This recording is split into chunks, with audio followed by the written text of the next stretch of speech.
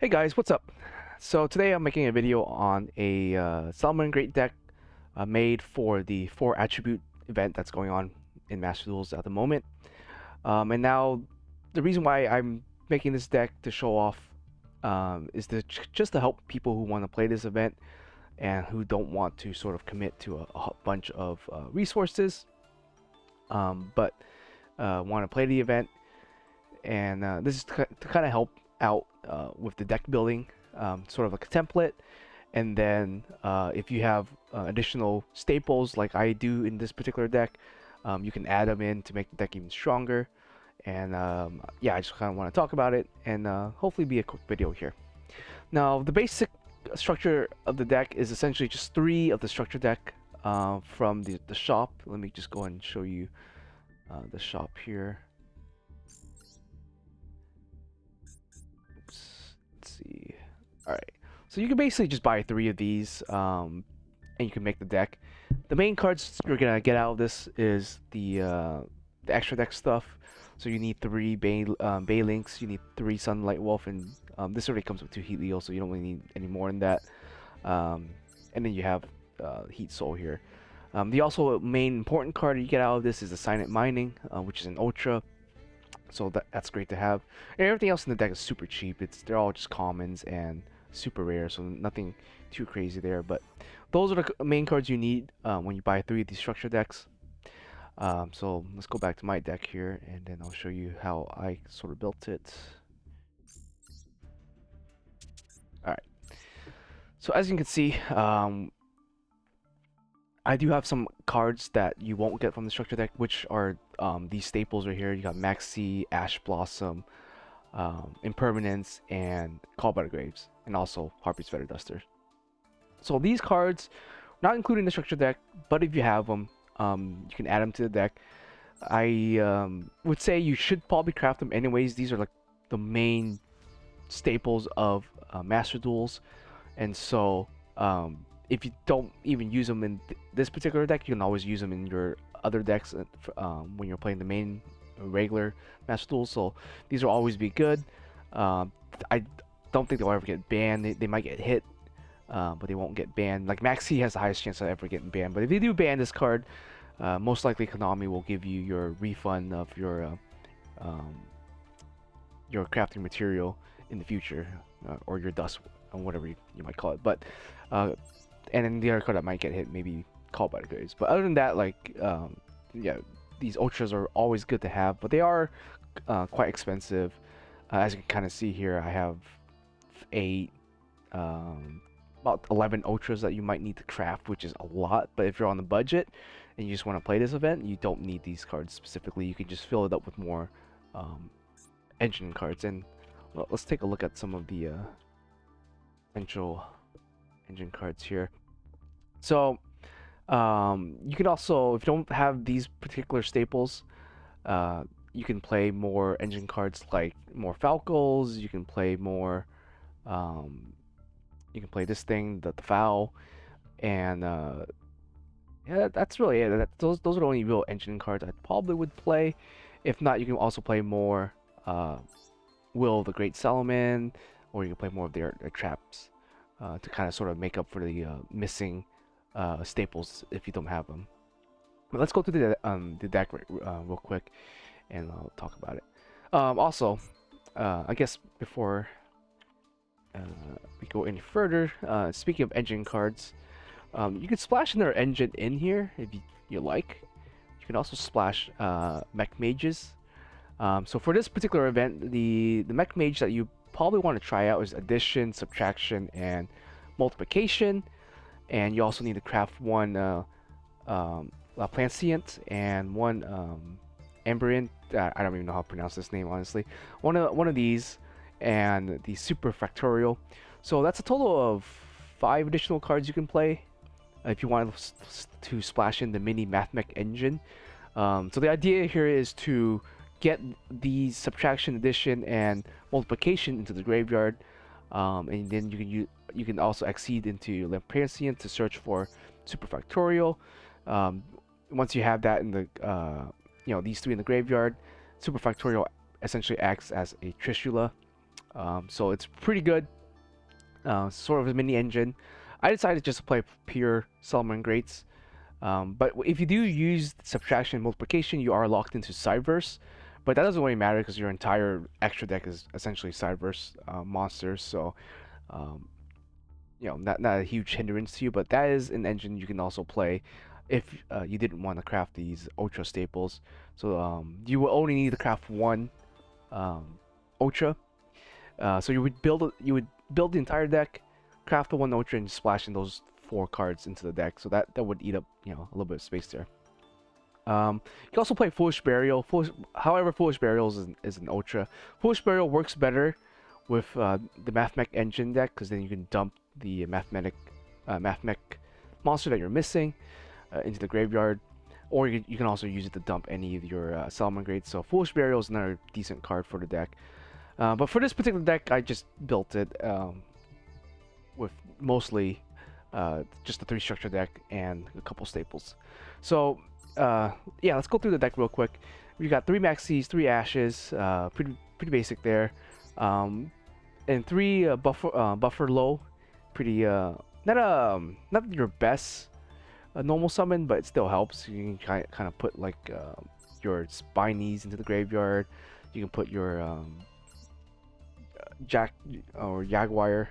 Jack Jaguar into the graveyard having it's the morning. I need my coffee. Anyways, that's what the Buffalo does, so it helps you cycle through that. Foxy is probably your best normal, because you can kind of dig through your deck. He'll miss most of the time, but it's still nice to be able to add some great card occasionally to your hand. Gazelles is just your great extender, great Foolish Burial for the deck. Generally, you're dumping your traps to the deck if you have your Sunlight Wolf summoned and he's named or summoned using himself. Then you can add back a Roar or a Rage with his effect. So Gazelle is good for that. Spiny, just another extender. I thought it was a quick play effect for the 500 boosting, but it's not. So you want to use this during your main phase. Basically, just target any monster dumped to the graveyard, and you can special summon him using his own effect. Falco, just another extender, a little bit hard to use, a little bit more costly. But if you dump him in the graveyard, you can also set your Salamangreat traps and stuff. So you can get back your Sanctuary if it gets blown up, and get back your Salamangreat Will. And yeah, just another extender. Two Jaguar. It's you can play 2 or 1. I'm just playing 2 just because I do like the card. It does help you recycle some of your Exceed monsters, because you generally like go through your Sunlight Wolf pretty quickly, and you also go through your Bailings pretty quickly. So if you do go through them quickly, then it's great to be able to recycle them with the Jaguar here. And then next off, you have Parallel Exceeds. Parallel Exceeds is not super necessary for the deck, but it is cheap to craft. It's just 3 commons. Unfortunately, it doesn't come in the deck. But what this does is it helps you extend into Babushka mostly, and I guess into Heat Soul, and your Splash Mage plays. But that's about it. But you don't necessarily need it. But it's nice to have. If you don't want to play Paradoxes, you can play the Mathematic cards. You can play, or actually, Paradoxes works pretty well with the Mathematic cards. But if you didn't want to play Paradoxes, you can just play more of the Salamangreat engine. Harpy's Feather Duster is just a great card for this particular format, because this particular format, a lot of people are playing back row. If you're playing against other Salamangreat decks, you're going to be playing against Charmers, and Charmers has a ton of back rows, so you want to be able to just blow them out. So Harpy's Feather Duster is pretty good for that. Silent Mining, not much to say, just your Searcher dumps cards like your Spine into the graveyard, and this deck is a huge graveyard deck, so Silent Mining is great for that. 1 Sanctuary, you'll always be able to search this thing out with the Bailings, so you just don't need more than 1. Will, you can play 2 if you want to. I never felt like I needed 2s. Then again, I'm not the best Salamangreat player, but I think just 1 has been working okay for me. You can always grab it back with the Sunlight Wolf, so not a huge deal. Called by the Graves, just another good staple to have, especially in this format since you're going to be playing a ton of other Salamangreats. It's nice to be able to hit their stuff, but it also hits you. Just be careful. Call by Graves hits all the cards with that original name, but namely you're going to be using this against Maxi and Ash Blossom for the most part. Triple Circle, just basically your Rhoda for the deck. Not really much to say about that. You rarely use the second effect, but there's occasionally times where you will, but mostly you're just gonna be using it as a Rhoda for the deck. Infinite Impermanence, just another hand trap. You don't necessarily need the card, but it is nice to have if you're going second, just to you know, hopefully stop your opponent. But yeah, Rage is weird. It's my least favorite trap of all the trap cards we have here. But it is also very powerful if you have Sunlight Wolf that's been summoned by using itself as a material. Then you can just start blowing up 2 cards a turn, which makes it broken. But otherwise, it's okay card. Like the first effect is okay. Most of the time, I'm dumping a spinning to the graveyard with its effect, just to blow up 1 card. And then Salamangreat Roar is basically your Omni Knight Gate. It's what makes this deck a control deck. So you can either get it back with Sunlight Wolf's effect, or if you summon Sunlight Wolf or Balynx using its own name, you can set this card, but it will get banished when you do use it. So having 2 copies is nice, and you can only use it while you control a Salamangreat Link monster. So just be careful. It's not any Salamangreat. You need a Salamangreat Link monster to be able to activate it and resolve it. All right.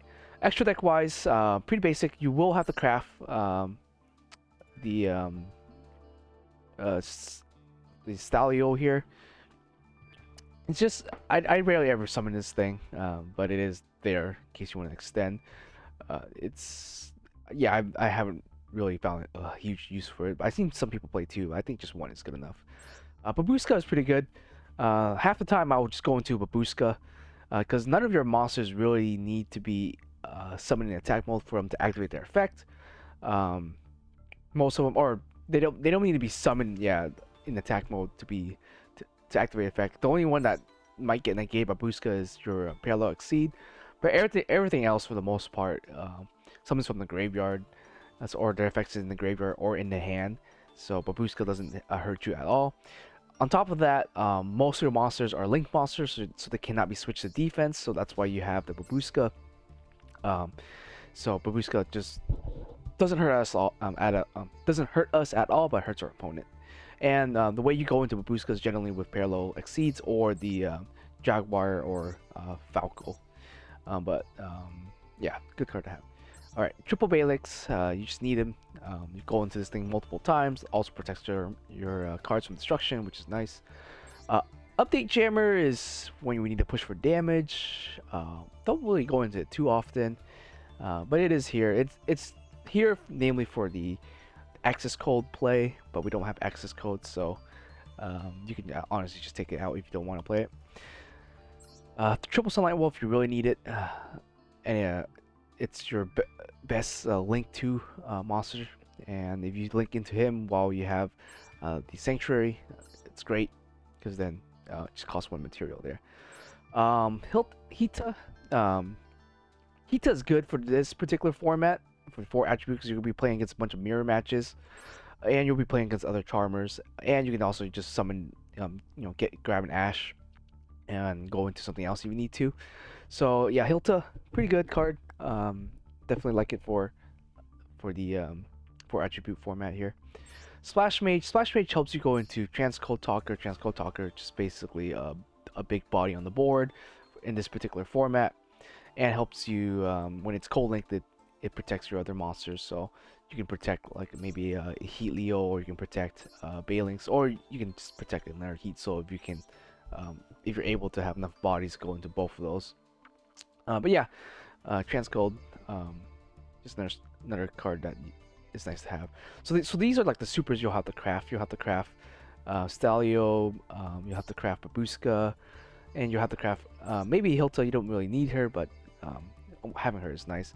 And you need to craft the Splash Mage and the Transcode Talker, but they're really cheap to make. They're just supers. And then lastly, you have Heat Leo and Heat Soul. Um, Not much to really say about this. This is to push for damage and to also spin the back row. Um, so you just need two. You never need a third copy. Just two is good enough. And then the honorary honorary Salamangreat monster is also the Heat Soul here. Basically, just draws you a card every turn. Not much to really say about that, and it can also buff itself up if you have stuff that's pointing to, so it can potentially go up to 3300. So it's also your other beat stick besides the Transcode Talker. And yeah, that's about it for this the deck. Other cards you can also play, Salamangreat wise or in the extra deck. You can also play this thing, the Salamangreat Violent Chimera. If you play this, you will need to craft Super Polymerization. So that's an ultra right there. But if you want to be able to clear out some Link monsters, then the Chimera is pretty nice there. It's especially really good against the mirror match. But that requires Super Poly. And Super Poly is not great in every single match, so that's why I'm not playing it. And I think that's about it for the extra deck. Obviously, you have some other rank 4s you can play. You can play Tornado Dragon. You can play Castell, Abyss Dweller, but none of those I think are super great. Dweller might be good just because Dweller can hit other Salamangreat decks, but you making Dweller is pretty hard. Besides using the Parallel Seeds and the Jaguar. But yeah. Anyways, I think that's really it. Really fun budget deck, or I wouldn't say fun, but it's a great budget deck for the event. I've already played, I think, like 3 or 4, maybe 5, 6 games currently in the event. But essentially, my goal is to try to stop right here around the 1100.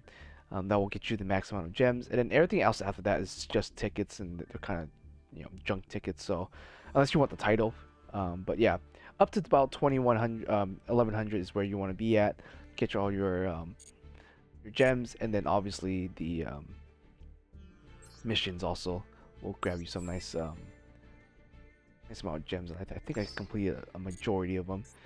So yeah, I only have like the normal summons and the duel 30 times in this particular event, but they should be all relatively easy to complete. Anyways, guys, I think that's it. Hopefully this helps you grind through the event.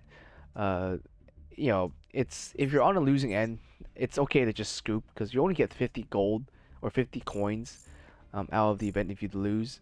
Sometimes it's just faster just to scoop and go to the next game and play and hopefully win. But yeah, I think that's basically the deck. And if you got any questions or comments, leave them down below. Otherwise, I'll see you guys next time.